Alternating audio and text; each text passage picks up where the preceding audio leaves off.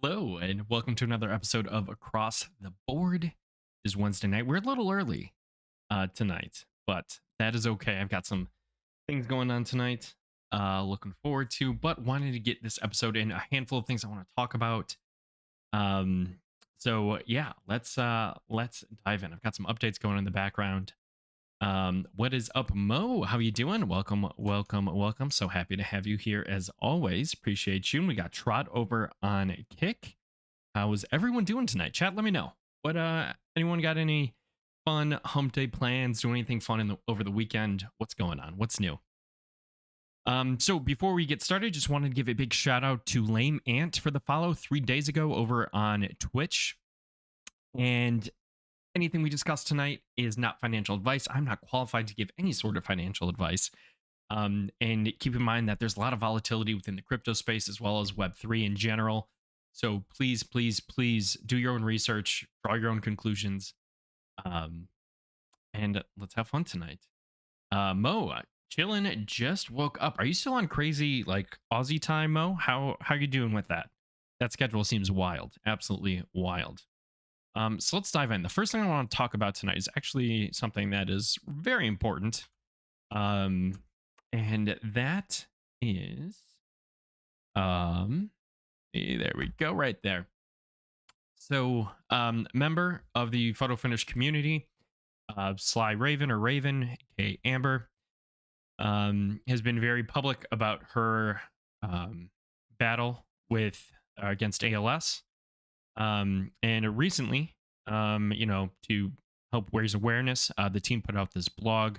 I'm going to go share here in chat. Highly recommend you please check this out. Talks a little bit about her and her story. And now we have a kind of a call to action, which I wanted to bring forward and shed more light on. It's always been her goal, as this article points out, that she wants to, leave photo finish behind for her kids and kind of create a legacy there. So the team has been so gracious, so kind in putting together a GoFundMe, which I highly recommend you check out, as well as a Sol USDC Sol address for you to donate to. In addition to that, there will be a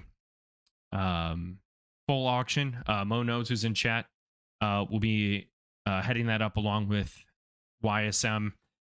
So if you can, please, please, please consider donating. Please do not donate or gift anything to me.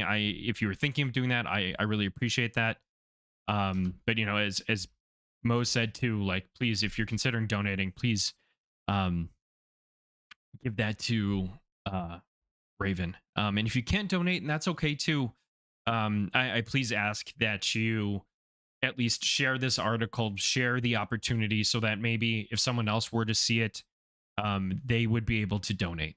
That would really mean a lot. And as a community, we really grow together. Yeah, I agree. Absolutely legendary move from Ian and Mo. I saw, like I said, think I said, if not, I meant to, that you posted something very similar on Twitter of like, hey, please, instead of donating to me, donate to this. So yeah, very class act move by Ian, for sure. So that full auction will be happening soon. We have new foals on the way very, very shortly, which is very, very exciting. So again, please consider, if you can, donating. If not, share the article. Thank you for that. So in terms of I don't even know where to go next. That was the big thing I honestly just wanted to say tonight. Let's jump over, shift gears a little bit. We'll come back to stable. We'll talk about that soon. But the big thing I wanted to discuss is few changes to my site. I mentioned this in passing last time, that I'm currently in the process of upgrading some of the kind of like back end services. So over the past week, there have been some, I'll say, not just hiccups, but a little like instability with certain tools. I'm migrating them to be more efficient, more automated. Nothing is going away. I do have plans to reduce my server costs if possible, but that will not affect any tools or processes. In fact, it will allow me to grow and to do more. Basically, do more with less, fewer resources. So wanted to just kind of bring that to people's attention if they're like, this thing isn't quite working right, or like, hey, the stud barn is gone. One, I appreciate you pointing that out. Two, know that things are being worked on continuously. The other kind of asterisk I wanted to put up is that my site will have planned downtime probably over the weekend, as part of this whole migration and changing process in kind of optimizing and making some things a little bit more efficient. Should only take a few hours, and will definitely, I'm hoping, fingers crossed, should be back up for Bulls Day. I definitely agree with Mo's comment there. Mo says he's been blessed enough by the PFL fam. It's Ravens' turn to feel the love when she needs it most. Absolutely. Absolutely. Thank you. Thank you, Mo. So like I said, one of the tools that was affected by these updates, and again, a lot of these are like back-end things that you won't necessarily see. It's more for just cost savings and optimizations and efficiencies on my end, because I have a lot of future plans for PFL and for other projects. I got to make room. And thank you for the support, Trot, over on Kick as well. So one of the things that changed was we're going to scroll all the way down, the stud barn. So that, what kind of powered that, went from a very manual process to something a little bit more automatic. Again, on the back end, and disappeared for a few days. So big shout out, I believe it was Siberia who pointed that out to me. Appreciate you. Thank you for saying something there. But for those of you that maybe have a sharp eye, you notice something else changed in the Simufol area. So, and again, this is also in part due to Siberia. It was on my roadmap. I just hadn't got to it yet. So now when you plug in your breeds, we've got breeding coming up on Monday. One, if you want to clear these two people out up here, these two ponies out, you see the little box that shows up? And you can't really see my mouse, I don't think. But what I'm doing is I'm getting that gray box to show up. I'm going to the end. And when you get to the end, your cursor is going to change. When your cursor changes, just click and you're going to clear out the horse. Just give it a second while it loads. Boom. All right. So now I'm going to add Wabi back in just so you can see it. Gosh, man, it loads so much faster now. The other thing, and so with that, you can look at their lineage here. And in this kind of second row, can I click on it? You can see where I just clicked Wabi there. So all of this going across, they're both Gen 0, so it's not very full at the moment. But you're going to see all of the horse IDs and or names as a way for you to spot check or to look at to see, hey, is there inbreeding there? Now, these are growing tools. A more automated version of this is coming. Please be patient. And then along with this is the Simufol. That isn't new. It just takes the average of the mother and the father. What is new is right below that. And what that is a full lineage check. I'm going to highlight it right here on the left of one blood.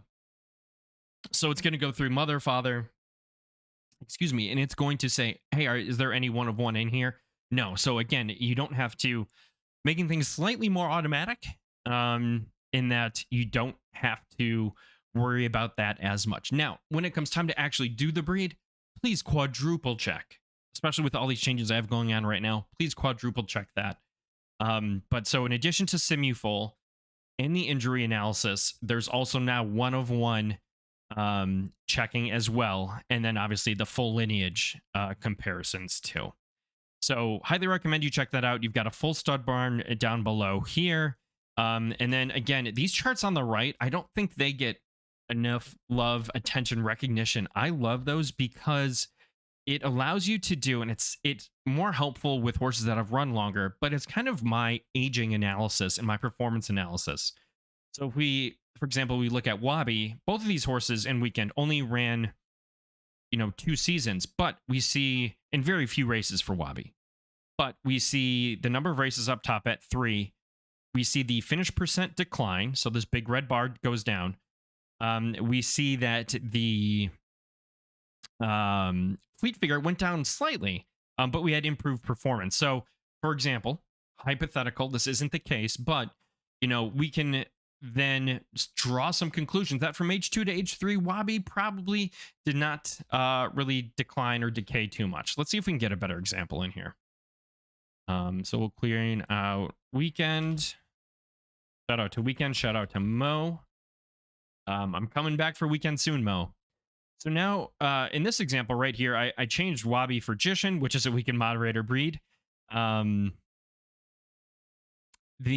what you can see here is finished percents, number of races, much higher sample size. When we look at these blue bars here, see if that highlights that chart, that just with the yellow bar there at the bottom. We just jumped all over the place. And so I'm seeing now these finished percents for the 10 race at H2, 3, 4, and 5 were, pretty solid. And those kind of compare with the fleet figures being relatively consistent, 56, high 56 plus. Now, when we get, though, to H6, you can see now that starts to decline more so than it has in the past. And with that comes an increase in the finish percent, and also has a further decrease at H7, only one race. But you can kind of get an idea of, again, how aging could be coming into play potentially there. Now, asterisk to this, and anytime you look at aging, you have to factor in the types of races that the horse is entering in. In the case of Jishin, that was my own horse. So I know that that horse is not, it was extremely dialed in. I was running at very specific races. And then towards the end, I started expanding out a little bit more. So I could expect some volatility. But then to just kind of see these things change, it, again, kind of paints that picture of, okay, how can I expect aging to look? Again, dial into the horse performance. Where have they been racing? Check that out. But again, wanted to be a quick little visual there. For those of you that just tuned in, I see some numbers jumping up here. New addition to the breed barn is lineage 1 of 1 blood checks. It's this little bar right here that I just highlighted in blue on the left. So you plug in your male, your female, it will analyze the full bloodline for 1 of 1s. Again, quadruple check when you actually go to make the breed, because I am making a ton of back end changes today and this weekend. I have for like the past 2 weeks now. And then also, again, full lineage checking. You can see now with Jishin, see the mother, the father, and then boom, you see this 1800 right here is an ID. So that's a PFP ID. And then you have that as well over further to the right. So you see highlighted in blue. I just moused over it. So double check that. Again, that's a visual. It's going to become more automated. The goal with my tools, I get, this is kind of a question that I get a lot, is, why don't you just automate it? Why don't you just tell me what the best breed is? Why don't you just tell me what the best distance is? Well, in my experience in multiple Web3 games over the past few years, there isn't necessarily just one distance or one playstyle or one archetype that is quote unquote best. So it depends on if you're playing a team-based game, the players you may have around them. If you're looking at, photo finish, for example, factoring in things like further bloodlines and what that looks like. And there are so many unknowns. So to just point and say, hey, yep, this is going to be the best outcome for you, or here are the best outcomes, I don't feel as right. I don't feel as fair. And then also on top of that, I don't know your goals and I don't want to assume your goals. So by, again, removing the automatic, I know these can be very dense with a lot of things going on. By removing that automatic, I'm presenting you with all of the data possible and then letting you make the decision to support your goals and your strategy and what you want to do. All right, so we got AT Satoshi in chat. Hello, welcome. Glad you're here. Glad you got to catch me live. Yeah, absolutely. Always looking forward to a Mo call. Let's see what else is new here. Not necessarily something that's new, but something that I just ran right before stream. I get a lot. I get a handful of DMs. And people are, asking me questions about What horse should I buy? What do you think about this horse? What do you think about these horses I'm evaluating? I want to buy this one because it comes from the best racer. Um, and I just wanted to kind of address this quickly. Um, and one, there is no necessarily best fit. In my experience, from what I'm seeing, you know, buying from the best or breeding with the best doesn't necessarily always fit, doesn't necessarily always work. If we look at, we'll jump over to my stable here. Um, if we look at, and this is a horse I've talked about a lot lately. So if we look at, where are you? Right here, Origami. All right, so this is a B plus horse. I love the show in 3D, super fun. Let's show Origami in 3D. Look at that, beautiful. So she's a B plus horse and has 8 podiums in 10 races. If we look at the bloodline on paper, 15 out of 35 isn't bad. From B Lorber, and Wabi has 3 out of 5, very very lightly raced. And now 8 out of 10 races so far for this horse, it has podiumed. If we look at the profitability in season 2 in 10 races, we are at 9,300 Derby, right up there. It's so awkward to point in the opposite direction on stream. Profit in races alone, in 10 races. So again, for a B plus horse, I think that's awesome. We've got a little origami dance party going on here.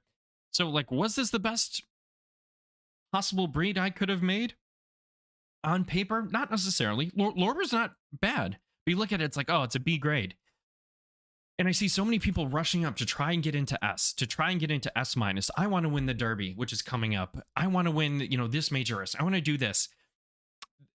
The biggest piece of advice I could give someone in photo finish right now is that just because you have an S or an S minus horse does not mean you will be profitable. It does not mean you will do well. It does not mean you can compete at the highest level.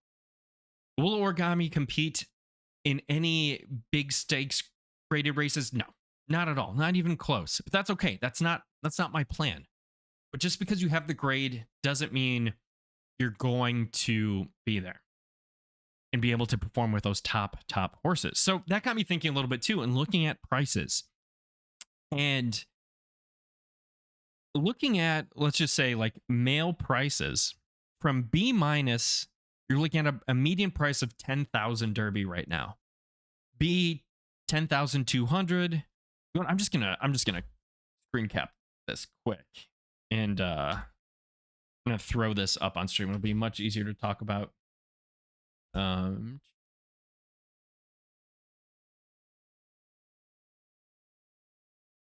Hold give me one sec, chat. We'll get this up. All right, now let's throw this up on the screen.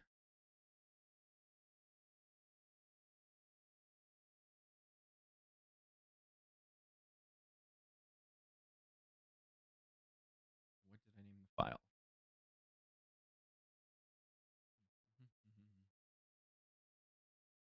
There we go.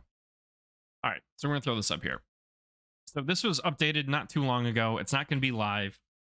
But you can see now here the price differences between male, female, and also by grade. These are medians. Obviously, a lot more goes into this, right? So you can look at track preferences, you could look at lineage.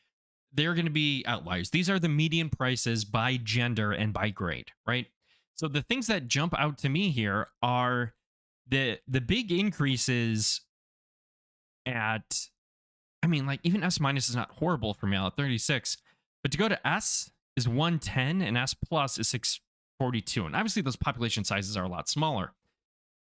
Female, I find that hilarious at that C plus. I wonder if that's only one. And shout out to whoever's doing it. No shame. All for it. That's actually kind of cool. But you're kind of like you're playing in like the 100 range, basically, for B to A plus, but then it jumps to 180 and then 480. Some people are looking at horses that are very, very expensive derby wise, which I don't know. And they have these hopes and these dreams, which I love, but I just don't know if that's the smartest move. So if I were to give advice to, again, someone new coming into the game, take it slow, consider your budget first and foremost. And just know that just because you get into these high levels or breed at a high level, there's nothing wrong with having high prices. If you have the budget, if you can afford it, just know that those high grades don't necessarily correlate to winning expert performance. What advice would you? Nothing. Keep going, Ted Racing. Nothing at all.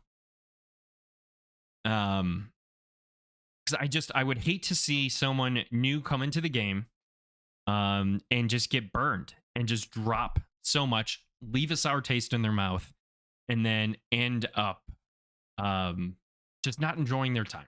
So set your goals. This is obviously one of the first things that I almost always say in any game. Set a budget, set your goals. How are you working towards that? Track that, play within it. And again, if you're going to spend the premium, make sure you can afford to do so. And make sure that, this is heavily researched and something you feel comfortable with. Jumping up does not guarantee performance. Great question though, Mo. So let's see what else is on the agenda tonight. We'll close that out. And then Bryce, thank you for popping over on Kick. How you doing?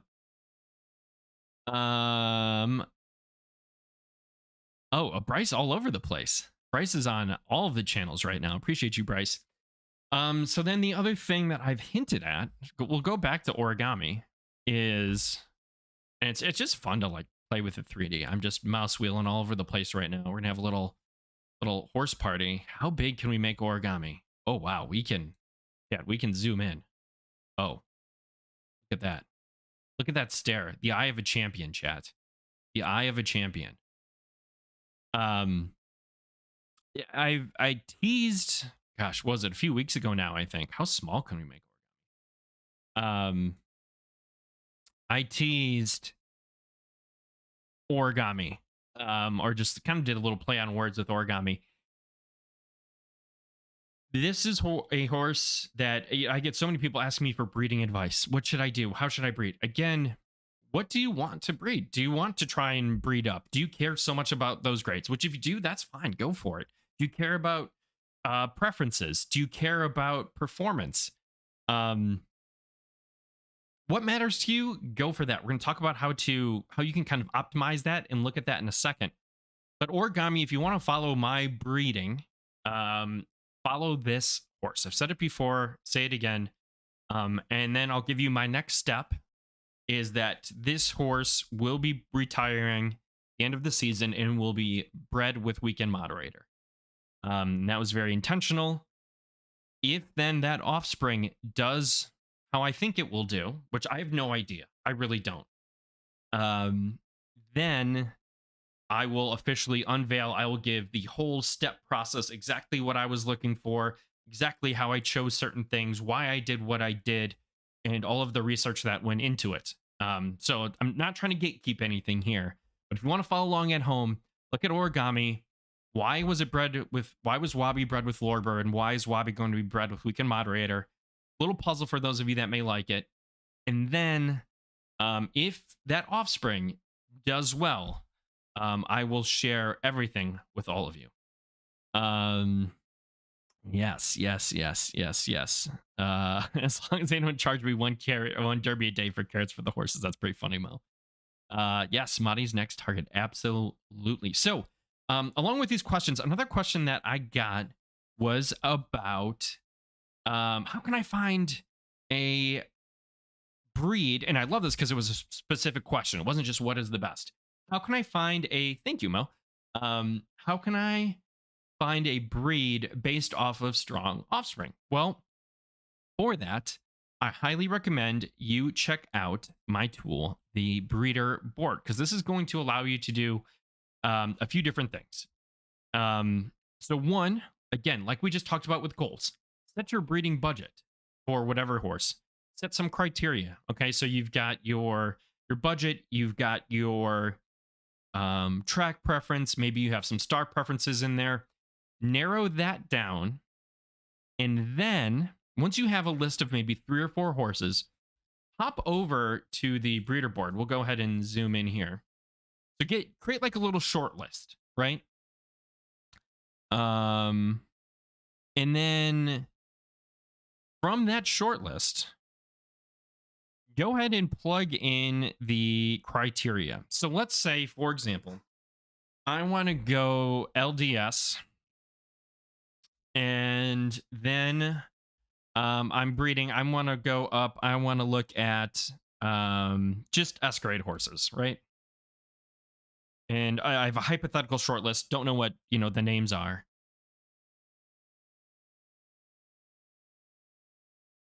The other thing I would recommend you do is, thank you, Ma, I appreciate that, is then plug in the actually we'll delay this. We'll do this step in a minute here. So you've got your grade set up, you've got your track preference set up. Pop on down here to the bottom. Look at the sires chart on the left, right? Okay, so this is automatically going to be sorted by the full win rate of all offspring. So we see right in here, Eclipse, 157 horses, 17% win rate. 39% of his offspring have been fillies. Cool. Super interesting. Vanish tier, however, S grade LDS, 11 horses, 73% female. Now, will that average out over time? Maybe, maybe not. Maybe it produces more. Don't know. Known fact, over 75 horses, 60% of them have been female. Interesting. Still has a high win rate. So let's just say, for hypothetical sake, I want to compare now Eclipse with Vanish tier, which I'm, again, butchering, and so sorry if this is your horse. Please correct me in chat. And then let's also throw in Ike Clanton down here. Well, how do I compare the 3 of these easily? So I'm going to go to, what I'm going to do is I'm going to click Eclipse, give it a second to highlight. Then I'm going to go down, and I'm going to, on Windows, I'm going to control click, I have to say the name again, Vanish tier. And then I'm going to control click on, what did I say? Was it Inferno? Ike Clanton down here. And then, so once I have my short list of horses selected, I'm going to kind of mouse off, mouse back on, and there's going to be a little box that pops up that says keep only, exclude some sorting. I'm going to hit keep only. And what this is going to do then is this is going to create that short list for me. So now when I can click off of it, this is going to now allow me to directly compare my short list of horses. So much easier. So now I can see, okay, grades, S minus, S, S minus, all LDS. Of course, we put that filter in. Here's the number of offspring they have. Percent filly. So like, if that matters to me, I'm like, oh man, I haven't had many fillies. Obviously, it's not a guarantee, and this could change over time because there have only been 11 horses, but this is something maybe I'm considering. Then you look at the grade improvement. So again, this can be swayed by how the fillies or the females that have bred with this horse can bring these numbers down. Average grade improvement. So you can see that for Eclipse, that's actually gone up. Close to 0 and slightly negative is fine. I don't put a ton of stock here in these. What I find interesting then is actually these next, 3. Average full direction, surface, and condition. So it basically looks at, like in the Simufoal, those averages and says, okay, well, how close to the average does that foal breed? And this can give you a much clearer picture in terms of does it hit those expected averages or not, especially if they have a lot of foals attached to them. So now from this, I can see, well, okay, they're all breeding pretty much to the average. Slight minuses, again, I'm not terribly concerned. But wow, Ike Clanton has not done well with surface. Has a lesser win rate. Now, this is obviously going to be a little easier because we can see Eclipse seems to be a winner here. Higher win rate, bred pretty close to average. There's a much bigger sample size. However, if getting a filly was really important to me, I may roll the dice and try another horse. Now, the other thing that I would recommend you do after this, make your short list. Okay, well, I'm looking at Eclipse. Maybe I'll look at Vanished here. I can now look up here at the individual breeds and those horses. Look for things that stand out. Maybe I have my own breeding theories I want to test. Like, for example, why was Lunar so strong? 72 races, 18% winner, 45% podium. And then I can click on Lunar and you'll see view horse. I can view that horse. Oh, it's not going to load. There we go. Boom. Lunar. I can dive into the details. Or I could go over to horsepower and click in, analyze the race selection, and really dig into that horse, that breed, figure out why it was, or why it performed the way it did. The other thing you could do is, let's say I'm breeding with a B plus horse. I'm going to use Wabi as an example here. Wrong track preference, but again, we're dealing with a hypothetical. So now I see all of the B plus horses that have bred with the horses I selected down below. You notice now that Vanished Tier is gone. So no B pluses have bred with Vanished Tier. And I can say, okay, so for, Eclipse, I can kind of see, okay, there are some great improvements, which were nice. Wow, 31% winner, 20% winner, 12, 16, over some decent races. So if I breed my B plus with this S minus, maybe, in theory, I'm not going to guarantee anything, but it could be signs of a stronger winner. Look into the horses that were bred, compare yours with those horses. There's a lot that goes into this. But if you just want high level, quick performance comparisons, it is so easy to do and to drill down from, very, very wide to extremely granular. So again, wanted to share the kind of control click tip, also putting in the dam grade to get an idea of, how specific grades have performed. The other alternative use for the breeder board that I don't think enough people use that I think is super valuable is, we talked about this from the stud side. Let's flip this over the other way. Let's look at the dam. So I'm just going to go straight up to Wabi, say, hey, man, Wabi, she's a Gen 0, bred with a handful of different horses. All I have to do is plug her name in, and I see every horse that she has bred with and how those have done. So maybe I see here, well, Finland, no races yet. Wow. Okay. St. Lucia, 63, 19% win, 43% podium, 21% win, and a 12% win. So, smaller sample size there, but Wabi Sabi with Neptune doesn't seem like a bad combination. Trinkets in there too, a horse that I still have. So I can now quickly see at a glance how Wabi has done. Maybe I want to go back to, certain horses and say, man, I want to run that back. I want to try and get a filly there so I can extend that bloodline. Allows you to very, very quickly do this and see performance. If we look at Weekend Moderator, I mean, just crushed both times. 35, 36, 64, 69, 66 races and 14 races. It's just been so it's like, man, yeah, like I love Madi, super interesting. Again, it allows me to make these decisions faster. I'm not saying this is how you need to breed, but for people who are considering it, and I've had a lot of questions around this, my DMs lately, I think this is a very quick way to, one, recap how you have bred recently, and two, once you have a short list of potential studs, narrow them down. Look how they have bred, whether it be by grade, whether it be by filly percent, win rate, just any factor that you may consider, you can kind of tease out and again select with control click very, very easily. All right, so I think that's going to wrap up my breeding rant. Again, just want to bring attention to Raven. and rallying support. I'm going to share this again in chat.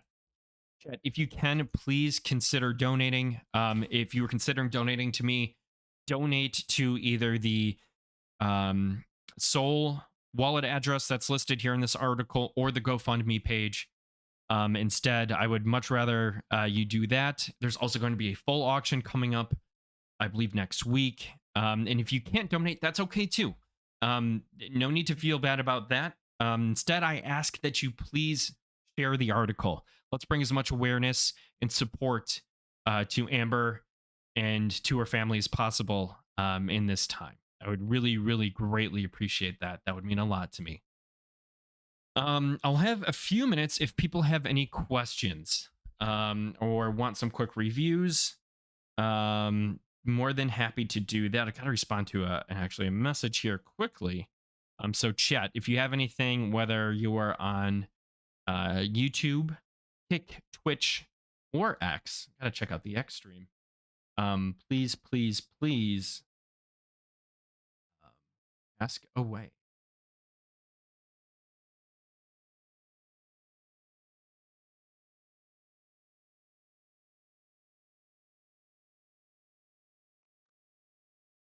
Take a look at this.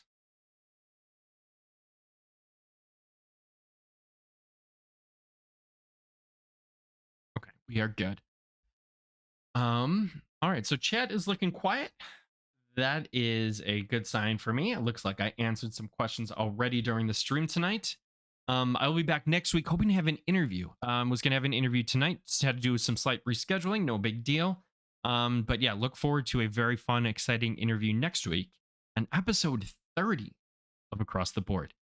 Chat, no matter where you are in the world, good morning, good afternoon, good evening, good night, and thank you so much